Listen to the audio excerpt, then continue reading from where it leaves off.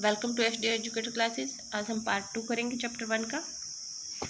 तो ये हमने लास्ट पेज तक हमने कर लिया था। अब हम देख लेते हैं एक्टिविटी 2। एक्टिविटी 2 में हमें दिया गया to observe animal cells make a temporary amount of cheek cells आपने बनाने हैं। ठीक है, इसके लिए क्या क्या है? Take a clean toothpick, scratch it gently on the inner side of your cheek, some frothy material appears on the toothpick, rub it in the center of a clean glass slide, put a drop of methylene blue, let it stain for a minute and put a cover slip and observe it under the microscope। तो ये आपकी चिक sales दी हुई है। इसमें आपने क्या करना है? क्लीन टूथपिक लेनी है, इसको स्क्रैच करना है gently inner side of your चिक पे। ठीक है, और मटेरियल्स जो भी अपीयर होगा टूथपिक पे वो आपने रब करना है centre of a clean glass slide में।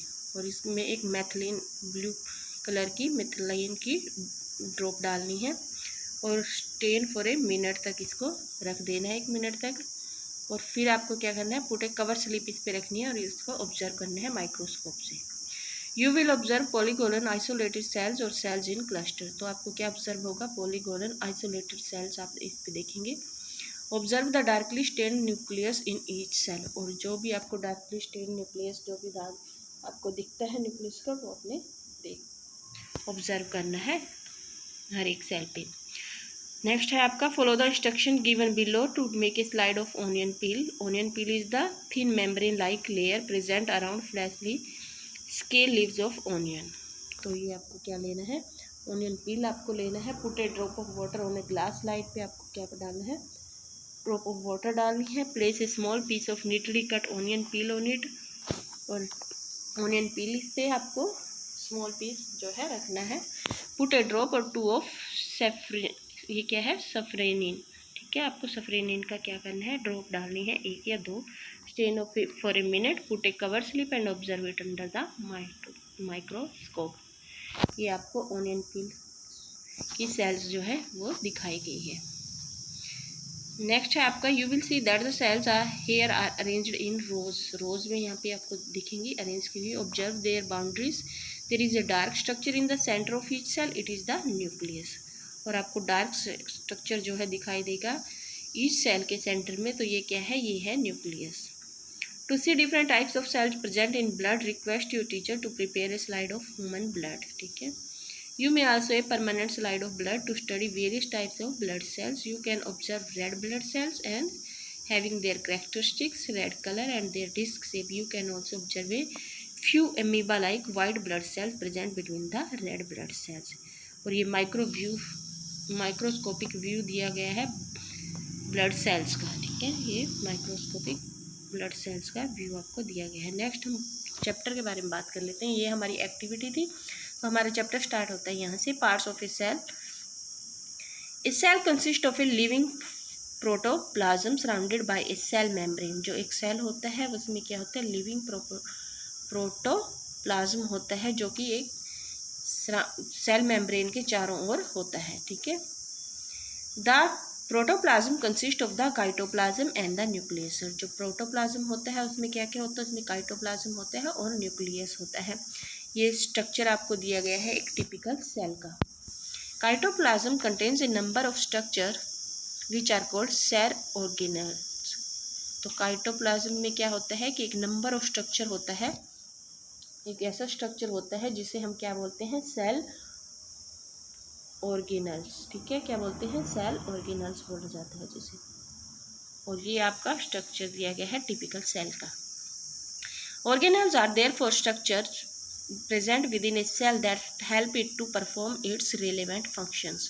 और जो ऑर्गेनल्स होते हैं वो ऐसे स्ट्रक्चर होते हैं जो प्रेजेंट होते हैं एक सेल के अंदर, और जो इसके फंक्शन जो रिलेवेंट फंक्शन होते हैं उनके परफॉर्म करने में हेल्प करते हैं। Let's learn more about the different parts of a cell.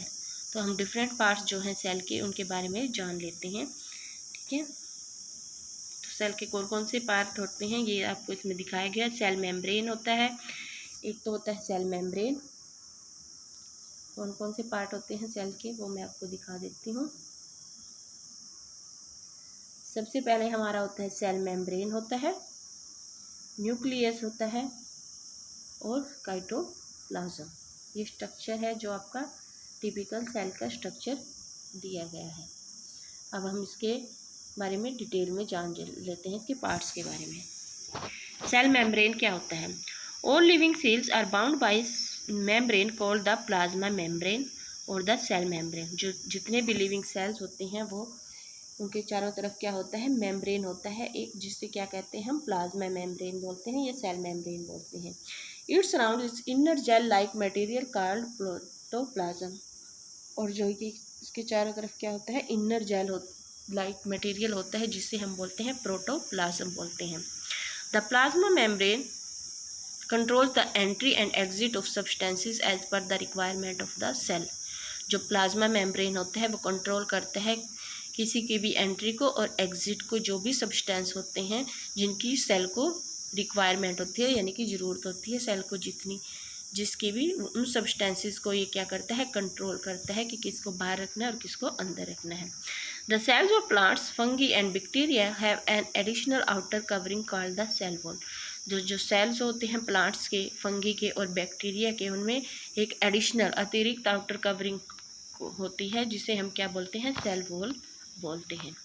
Cell wall बोला जाता है। ये किस में होती है? प्लांट्स, फंगी एंड बैक्टीरिया में। The cell wall is an important covering in plant cells. जो सेल वॉल होती है वो इम्पोर्टेंट कवरिंग होती है प्लांट सेल्स में। It provides rigidity and protection to the cell against variations in the environment.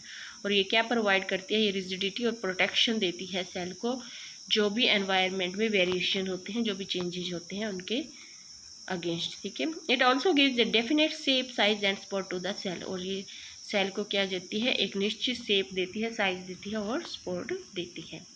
Next है second हमारा काइटोप्लाज्म। काइटोप्लाज्म क्या होता है? The portion of the protoplasm lying inner to the cell membrane but outside the nuclear membrane is called cytoplasm. जो portion protoplasm का जो portion होता है उसके अंदर जो होता है, lying inner to the cell membrane, जो सेल मेम्ब्रेन के अंदर होता है, but outside the nuclear membrane, और न्यूक्लियर मेम्ब्रेन के जो आउटसाइड में होते हैं, यानी कि सेल मेम्ब्रेन के अंदर होता है और न्यूक्लियर मेम्ब्रेन से बाहर होता है, उसे हम क्या बोलते हैं? उसे हम बोलते हैं cytoplasm. Cytos means hollow and plasma means liquid. तो काइटो का मीनिंग क्या है इसमें? काइटो का मीनिंग होता है होलो और प्लाज्मा का लिक्विड। होलो होता है हल्का। ठीक है। It acts as a ground substance for all cell activities. और जो ये कैसे कार्य करता है? ये ग्राउंड सब्सटेंस के रूप में कार्य करता है सभी सेल्स की एक्टिविटीज़ के लिए। It is made up of carbohydrate, proteins, fats, minerals and vitamins. और ये किससे बना होता है? Carbohydrate, protein, fat, mineral, vitamins और along with a large proportion of water. और जिसमें एक बड़ी मात्रा में किसका प्रोपोर्शन होता है? वाटर का भी प्रोपोर्शन होता है, बड़ी मात्रा में वाटर भी होता है। All this components work together to provide a unique living nature to the protoplasm. और ये जितने भी कंपोनेंट्स होते हैं वो एक दूसरे के साथ मिलकर क्या प्रोवाइड करते हैं? एक यूनिक लिविंग नेचर प्रोवाइड करते हैं। किसको? प्रोटोप्लाज्म को। ठीक है। ये प्रोटोप्लाज्म को सब मिलकर एक यूनिक लिविंग नेचर प्रोवाइड करते हैं। न्यूक्लियस। नेक्स्ट हम बात कर लेते हैं न्यूक्लियस के बारे में। It is the most important part of the cell. यह बहुत ही इंपॉर्टेंट पार्ट होता है सेल का। It generally lies in the centre of the cell, however in some cases it may also occupy peripheral positions. जो ये generally जो है सेंटर में होता है सेल के, परंतु कुछ केसेस में ऐसा होता है कि ये पेरीफेरियल पोजिशंस में भी पाया जाता है। It controls all the activities of the cell. और यह सेल की सभी एक्टिविटीज़ को कंट्रोल करता है। The nucleus is a dense structure bound by a nuclear membrane. ये एक डेंस स्ट्रक्चर होता है जो कि किससे बाउंड होता है? किससे घिरा हुआ होता है? न्यूक्लियर मेम्ब्रेन से। तो इसके चारों ओर क्या होता है? न्यूक्लियर मेम्ब्रेन होता है। The protoplasm of the nucleus is called nucleoplasm. जो प्रोटोप्लाज्म होता है न्यूक्लियस का, उसे क्या बोलते हैं? न्यूक्लियोप्लाज्म बोला जाता है। It has a thread like network called chromatin. और इसका एक थ्रेड लाइक यानी कि धागे की तरह का नेटवर्क होता है जिसे हम बोलते हैं chromatin. When the cell is ready to divide, this chromatin condenses to form thicker thread like structure called chromosomes. और जब ये जो सेल होता है रेडी होता है डिवाइड करने के लिए, दिस क्रोमैटिन, जो ये क्रोमैटिन होता है टू फॉर्म तो ये इसको क्या कर देता है, थिकर बना देता है थ्रेड लाइक स्ट्रक्चर्स को, ठीक है। इसे थिकर और थ्रेड लाइक स्ट्रक्चर में बना देता है, जिसे हम क्या बोलते हैं, क्रोमोसोम्स बोलते हैं, ठीक है। क्रोमोसोम्स क्या होता है, एक थ्रेड लाइक स्ट्रक्चर होता है। These chromosomes are the structure responsible for the characters, यानी कि जीन्स जिन्हें हम बोलते हैं, inherited by one generation from the earlier generation. जो ये क्रोमोसोम्स होते हैं ये ऐसे स्ट्रक्चर होते हैं जो रिस्पॉन्सिबल होते हैं, जो भी हमारी कैरेक्टर्स होते हैं, जो भी हमारे गुण होते हैं, जीन्स होते हैं, वो एक जनरेशन से दूसरी जनरेशन तक ले जाने में, ठीक है। Next, many small living structures are present in the cell. जो सेल में बहुत सारे जो ऐसे होते हैं स्मॉल लिविंग स्ट्रक्चर जो है प्रेजेंट होते हैं, उपस्थित होते हैं। These are equivalent to the organs of the body. और ये किसके समान होते हैं, ये जैसे कि हमारे बॉडी के ऑर्गन्स होते हैं उन्हीं के समान होते हैं। As they are named as cell organelles, और इसीलिए इन्हें क्या बोला जाता है, सेंस ऑर्गेनेल्स इन्हें बोला जाता है। नेक्स्ट हम देख लेते हैं डू यू नो में आपको दिया गया है, the number of chromosomes in a cell differs in different organism. जो नंबर ऑफ क्रोमोसोम्स होते हैं जो सेल में डिफर होते हैं, डिफरेंट ऑर्गेनिज्म में डिफरेंट होते हैं, जो कि कुछ नीचे हमें दिए गए हैं। ऑर्गेनिज्म जो मैन में होते हैं, जो क्रोमोसोम्स मैन के कितने होते हैं, 46। डॉग में कितने होते हैं, 78 क्रोमोसोम्स नंबर होते हैं। पिजन के 80, यीस्ट में 32 और व्हीट में 42, ठीक है। तो ये आपको टेबल दी हुई है ऑर्गेनिजम्स की, और किसमें कितने और क्रोमोसोम्स के अवेलेबल होते हैं, ठीक है। नेक्स्ट हम बात कर लेते हैं सेल ऑर्गेनल्स के बारे में। The main cell organelles are plastids, these are large cell organelles. ये कैसे होते हैं, लार्ज सेल ऑर्गेनल्स होते हैं। कैरेक्टरिस्टिक्स ऑफ प्लांट सेल्स, और जो क्या होते हैं प्लांट सेल्स की जिनमें कैरेक्टरिस्टिक्स होती है। These may contain pigments that provide colour to the cell. और ये क्या, इसके अंदर क्या होते हैं, ऐसे पिगमेंट्स होते हैं जो क्या करते हैं, सेल को कलर प्रोवाइड करते हैं। The green colour plastids are called chloroplast. जो ग्रीन कलर का हमारा प्लास्टिड्स होता है उसे हम क्या बोलते हैं, क्लोरोप्लास्ट बोलते हैं। They manufacture food for green plants by the process of photosynthesis. और ये क्लोरोप्लास्ट किस में हेल्प करता है, ये फूड ग्रीन प्लांट्स के लिए फूड बनाने में हेल्प करता है। जो प्रोसेस होती है फोटोसिंथेसिस की, उसके द्वारा पौधों में, ग्रीन जो प्लांट्स होते हैं हमारे, उनमें फूड बनाने में हेल्प करता है। The plastids associated with the different colour parts of the plants like fruits, vegetable and flowers are called chromoplast. जो प्लास्टिड्स होती है वो जो जुड़ी हुई होती है different colour parts of the plants के डिफरेंट कलर पार्ट्स से जो जुड़ी होती है, जैसे कि फ्रूट्स, वेजिटेबल और फ्लावर्स होते हैं, उनको हम क्या बोलते हैं, क्रोमोप्लास्ट बोलते हैं। They are responsible for imparting colour other than green to the different parts of the plant. और ये रिस्पॉन्सिबल होते हैं कलर देने के लिए, जो कि डिफरेंट पार्ट्स होते हैं प्लांट के, उनको कलर देने के लिए। बस एक ग्रीन कलर है जो ये नहीं प्रदान करता है। ग्रीन कलर कौन प्रदान करता है, क्लोरोप्लास्ट, ठीक है। और बाकी जो कलर हैं वो प्लांट में कहाँ से आते हैं, क्रोमोप्लास्ट की वजह से। Plants also contain some colourless plastids called leucoplast. और जो प्लांट्स होते हैं उनमें कुछ कलरलेस प्लास्टिड्स भी होते हैं, जिन्हें हम क्या बोलते हैं, ल्यूकोप्लास्ट बोलते हैं। These provide space to store starch, protein, oils etcetera. और जो ये क्या प्रोवाइड करते हैं, ये स्पेस प्रोवाइड करते हैं जिससे कि जो प्लांट हैं वो स्टार्च, प्रोटीन और ऑयल को स्टोर कर सकें।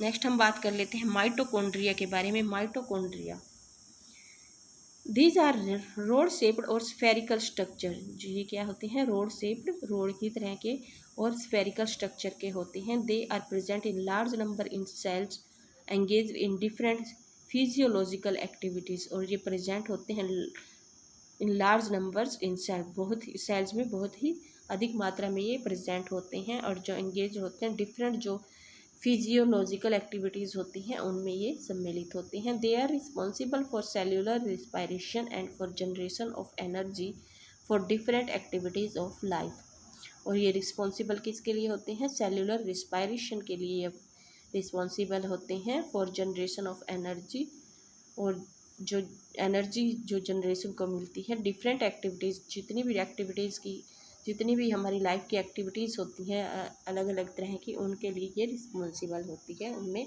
एनर्जी और रेस्पिरेशन के लिए। Hence they are also called the power house of the cell, और इसे हम क्या बोलते हैं, power of house of the cell भी से बोला जाता है। किसे बोला जाता है, माइटोकॉन्ड्रिया को क्या बोला जाता है, power house of the cell बोला जाता है। ये इंपॉर्टेंट पॉइंट है। नेक्स्ट हम बात कर लेते हैं एंडोप्लाज्मिक रेटिकुलम की। एंडोप्लाज्मिक रेटिकुलम जो शॉर्ट फॉर्म इसमें ER भी बोला जाता है। It is a network of membranes, और ये एक ऐसा नेटवर्क होता है, मेम्ब्रेन्स का एक नेटवर्क होता है। It provides channel for transport of materials in a cell, और ये क्या करता है कि ये जितने भी सेल में जो ट्रांसपोर्ट होती है मटेरियल्स की, उसमें हेल्प करता है। ER इज ऑफ 2 टाइप्स, और जो एंडोप्लाज्मिक रेटिकुलम है वो 2 टाइप का होता है। सबसे एक होता है रफ ER और एक होता है स्मूथ ER। तो जान लेते हैं इनके बारे में। Rough ER, this type of ER has a rough appearance as it is studied with ribosomes. ये किसके साथ जुड़ा हुआ होता है, ये राइबोसोम्स के साथ जुड़ा हुआ होता है, और इसकी जो अपीयरेंस होती है वो रफ टाइप की होती है। It plays a vital role in synthesis of proteins, और ये प्रोटीन्स के सिंथेसिस में एक बहुत ही महत्वपूर्ण रोल प्ले करता है। नेक्स्ट है स्मूथ ER। क्या होता है, this type of ER does not have ribosomes attached to it, और इसमें राइबोसोम जुड़े हुए नहीं होते हैं। It therefore has a smooth appearance, और जो इसकी अपीयरेंस होती है इसलिए स्मूथ होती है। It helps in the synthesis of fats, और यह किसकी सिंथेसिस में हेल्प करता है, ये फैट्स के सिंथेसिस में हेल्प करता है। रफ ER किसके में करता है, प्रोटीन के सिंथेसिस में, और स्मूथ ER फैट्स के सिंथेसिस में हेल्प करता है। नेक्स्ट है Golgi complex. They are sac like structure stacked one above the other. जो गोल्गी कॉम्प्लेक्स होते हैं वो सेक लाइक स्ट्रक्चर होता है जो एक दूसरे के ऊपर होता है। They are involve in the processing and packaging of material produced by the cell. ये किस में इन्वॉल्व होते हैं, ये प्रोसेसिंग और पैकेजिंग, जो भी मटेरियल होता है जो कि सेल के द्वारा प्रोड्यूस किया जाता है उसमें उसकी प्रोसेसिंग और पैकेजिंग में इन्वॉल्व होते हैं। Next is vacuole. It appears as an empty space in the cytoplasm, और ये एक एम्प्टी स्पेस के रूप में होता है काइटोप्लाज्म में। It is generally large in plant sales, और ये जो प्लांट सेल्स होते हैं उनमें ये जनरली जो है लार्ज होता है। It stores excess of water and waste products, और ये क्या करता है, एक्सेस ऑफ वाटर को स्टोर करता है और वेस्ट प्रोडक्ट्स को स्टोर करता है। In amoeba food materials are held in its food vacuoles for digestion, और जो अमीबा होता है उसमें जो फूड मटेरियल्स होता है are held in its food vacuoles for digestion. Digestion के लिए जो है फूड वैक्यूल्स का यूज़ इसमें किया जाता है। उसके बाद नेक्स्ट है ribosomes. These are tiny granules present in the cytoplasm. ये टाइनी ग्रैनुअल्स होते हैं जो प्रेजेंट होते हैं काइटोप्लाज्म में, and on the rough ER और रफ ER के ऊपर होते हैं। ठीक है, they help in protein synthesis, और ये प्रोटीन की सिंथेसिस में हेल्प करते हैं। Cilia and flagella. Some cells have this small extension on their cell membrane. कुछ सेल्स जो होते हैं उनके ऊपर स्मॉल एक्सटेंशन होते हैं उनके सेल मेम्ब्रेन के ऊपर। They help in locomotion and collection of food, और ये इनकी लोकोमोशन में हेल्प करते हैं और फूड के कलेक्शन में हेल्प करते हैं। Unicellular organism like paramecium have numerous cilia while euglena has a single flagellum। जो यूनिसेल्युलर ऑर्गेनिज्म होते हैं जैसे कि पैरामोसियम होता है उसमें न्यूमरस अनेक सीलिया होते हैं, जबकि यूग्लेना जो होते हैं उसमें एक सिंगल फ्लैग्यूलम होता है। तो ये आपको पिक्चर दी हुई है यूग्लेना की और पैरामोसियम की, आपको पिक्चर इसमें दी गई है। ठीक है, तो ये आप डायग्राम देख सकते हैं। All these cell organelles work together to perform different functions of the cell, और जितने भी ये सेल ऑर्गेनल्स होते हैं ये एक साथ काम करते हैं different functions of the cell के लिए, जिससे सेल डिफरेंट अपने फंक्शन करता है। नेक्स्ट हम बात कर लेते हैं levels of organisation in organisms के बारे में। Unicellular organism like amoeba a single cell performs all the necessary functions. एक यूनिसेल्युलर ऑर्गेनिज्म है जैसे कि अमीबा होता है, इसमें एक सिंगल सेल सभी नेसेसरी फंक्शंस को परफॉर्म करता है। It captures and digest food, respires, excretes, growths and reproduce, और यही जो सिंगल सेल होता है वो क्या करता है, ये कैप्चर करता है, डाइजेस्ट करता है फूड को, रिस्पायर भी करता है, एक्सक्रिएट्स भी करता है, एक्सक्रिएट्स करता है बाहर निकालना, ग्रोज भी करता है और रिप्रोड्यूस भी करता है। ये सारा काम कौन करता है, एक सिंगल सेल ही करता है यूनिसेल्युलर ऑर्गेनिज्म में। दूसरी ओर multicellular organism have cells that are specialised to perform specific function. जो मल्टी सेल्युलर ऑर्गेनिज्म होते हैं उनमें जो सेल्स होते हैं वो स्पेशलाइज्ड होते हैं, तो डिफरेंट फंक्शन के लिए, टू परफॉर्म स्पेसिफिक फंक्शन के लिए, ठीक है। एक group of cells performing a specialised function, एक ग्रुप होता है सेल्स का जो एक स्पेशल फंक्शन करता है, फॉर्म्स ए टिश्यू, और टिश्यू को फॉर्म करता है। फॉर एग्जांपल जैसे कि नर्वस सिस्टम है। एक group of tissues performing a specific function, एक ग्रुप ऑफ टिश्यूज होता है स्पेसिफिक फंक्शन करता है, फॉर्म्स एन ऑर्गन, जो कि एक ऑर्गन को बनाता है, फॉर एग्जांपल किडनी, ठीक है। ये टिश्यू होते हैं जो एक ग्रुप को क्रिएट करते हैं। A number of such organs work together to form an organ system, और जो ये इस तरह के जो ऑर्गन्स होते हैं वो एक साथ मिलकर कार्य करते हैं, जिसके हम क्या बोलते हैं, ऑर्गन सिस्टम बोलते हैं। फॉर एग्जांपल हमारा डाइजेस्टिव सिस्टम जो है। उसके बाद लेवल ऑफ ऑर्गेनाइजेशन आपको दिया गया है। सबसे पहले हमारा आता है सेल क्या ग्रुप बनाते हैं, ग्रुप ऑफ सेल्स को हम क्या बोलते हैं, टिश्यू, और टिश्यू से एक ग्रुप ऑफ टिश्यू क्या होता है, हमारा ऑर्गन, और ऑर्गन के ग्रुप को हम क्या बोलते हैं, ऑर्गन सिस्टम, ठीक है। और ये सब मिलके हमारा क्या बनाता है, ऑर्गेनिजम्स में ये सब होता है। नेक्स्ट हम बात कर लेते हैं, डू यू नो हमें दिया गया है, the following organ system work in the human body. कुछ ऑर्गन सिस्टम जो हैं वो दिए गए हैं ह्यूमन बॉडी के। सबसे पहले हमारा डाइजेस्टिव सिस्टम होता है, respiratory system, circulatory system, excretory, skeletal, muscular, nervous, reproductive, endocrine and integumentary. ये सब क्या है, ये ह्यूमन बॉडी के ऑर्गन सिस्टम है। उसके बाद all the cells have some common feature, जो सभी सेल्स हैं उनमें कुछ कॉमन फीचर्स होते हैं, कुछ कॉमन गुण होते हैं। However they can appear different in different parts of the organism, जबकि वो डिफरेंट जो ऑर्गेनिजम्स के पार्ट, डिफरेंट ऑर्गेनिज्म में डिफरेंट जो पार्ट्स होते हैं ऑर्गेनिज्म के उनमें डिफरेंट दिखाई देते हैं। For example the blood and liver cells in animals, the root और leaf cells in plants have different appearance. जो जैसे कि हमें एग्जांपल दिया गया है, जो ब्लड और लीवर सेल्स होते हैं एनिमल्स के, और जो रूट और लीव सेल्स होते हैं वो प्लांट्स के, वो हमें डिफरेंट दिखाई देते हैं। The plant and animal cells however have some major differences between them. जो प्लांट और एनिमल के सेल्स होते हैं उनमें कुछ मेजर डिफरेंसेस होते हैं। Let us now compare the feature of the plant and animal cells. जो हम कंपेयर कर लेते हैं जो फीचर्स होती है प्लांट की और एनिमल सेल्स की, उनको comparison between plant and animal sales, comparison कर लेते हैं। Although all living cells have certain common features, detailed studies reveal some major differences between plant and animal cells. जो यद्यपि जो सभी लिविंग सेल्स हैं उनमें कुछ कॉमन फीचर होते हैं, परंतु डिटेल जो स्टडी है वो ये रिवील करती है कि सब मेजर डिफरेंसेस भी होते हैं प्लांट और एनिमल सेल्स के अंदर। Plant cell generally have a definite shape due to a rigid cell wall around them. जो प्लांट सेल्स होते हैं एक डेफिनेट शेप होती है उनकी, जो उनकी किस वजह से होती है, due to a rigid cell wall around them. जो उनके चारों तरफ एक रिजिड सेल वॉल होती है उसकी वजह से उसकी डेफिनेट शेप होती है।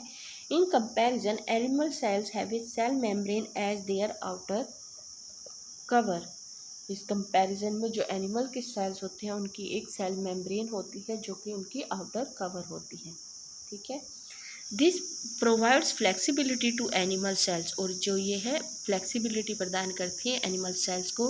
Hence they can show a large variation in their shapes, और जिसकी वजह से वो एक लार्ज वेरिएशन दिखाते हैं अपने शेप्स में, यानी कि उनका जो शेप होती है वो डिफरेंट होती है। Moreover plant cells have plastids.